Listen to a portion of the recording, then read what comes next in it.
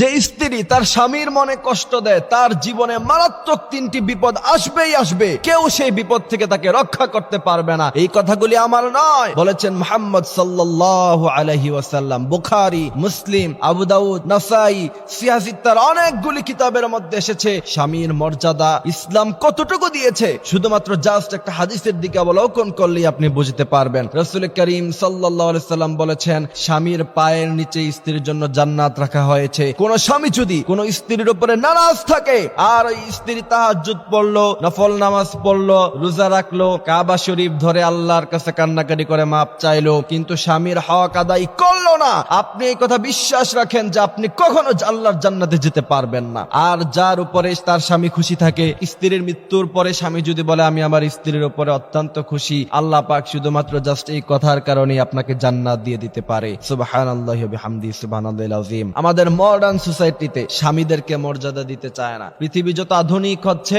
স্বামীরা তাদের মর্যাদা হারাচ্ছে। ধনী পরিবারের মেয়েরা খুব সাধারণত স্বামীদেরকে তারা মর্যাদা দিতে চায় না। তার কারণ হলো টাকা পয়সার অহংকার থাকে তার কাছে, সৌন্দর্যের অহংকার থাকে। আমি বলি যে তোমার সৌন্দর্যের অহংকার কমসে কম তুমি তোমার স্বামীর সামনে দেখায়ও না, কারণ তোমার স্বামী হলো এমন জিনিস, রাসূল করিম সাল্লাল্লাহু আলাইহি ওয়াসাল্লাম বলেছেন, সিজদা দেওয়ার অনুমতি থাকলে তোমাকে বলতাম তুমি তোমার স্বামীর পায়ে সিজদা দাও। কোন স্ত্রী যদি স্বামীর মনে কষ্ট দেয়, প্রথম নম্বর যে বিপদ আসবে তার জীবনে, তার সংসারে কখনো কোনো উন্নতি হবে না। বিশ্বাস রাখেন, এবং আপনারা মিলিয়ে দেখবেন যারা স্বামীর সাথে বেয়াদবি করে, স্বামীর মনে কষ্ট দেয়, তাদের জীবনে সুখ নাই, শান্তি নাই, কিচ্ছু নাই। অথচ দেখা গেছে টাকা পয়সার কোনো অভাব নাই তাদের কাছে, তারপরেও তাদের জীবনে শান্তি নাই। তার কারণ হলো সে স্বামীর মনে কষ্ট দিয়েছে। এই জন্য স্বামীর মনে কষ্ট দেওয়া যাবে না। রাসূল করিম সাল্লাল্লাহু আলাইহি ওয়াসাল্লাম বলেছেন, দ্বিতীয় নাম্বার যে কঠিন বিপদ আসবে স্বামীর মনে কষ্ট দিলে, সেই বিপদ হচ্ছে আপনি অনেক নামাজ পড়তে পারবেন, অনেক রোজা রাখতে পারবেন, তাসবিহ তাহলিল অনেক দান করতে পারবেন, উহুদ পাহাড় সমপরিমাণ দানও যদি আপনি করে দেন, মসজিদ বানিয়ে দিয়েছেন, অনেক কিছু করলেন আপনি,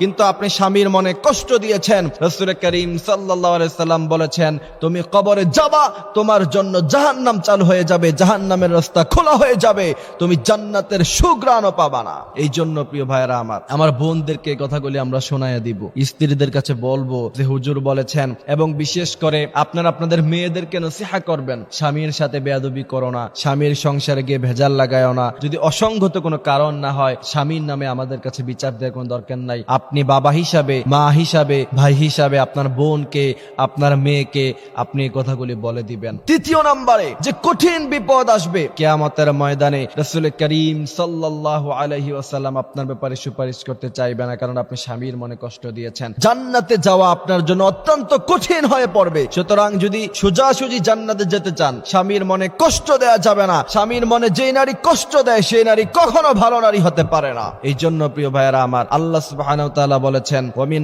আয়াতিহি আন খালাকাকুম মিন আনফুসিকুম আজওয়াজা লিতাসকুনু ইলাইহা ওয়া জাআলা বাইনাকুম মাওয়াদ্দাতান ওয়া রাহমা।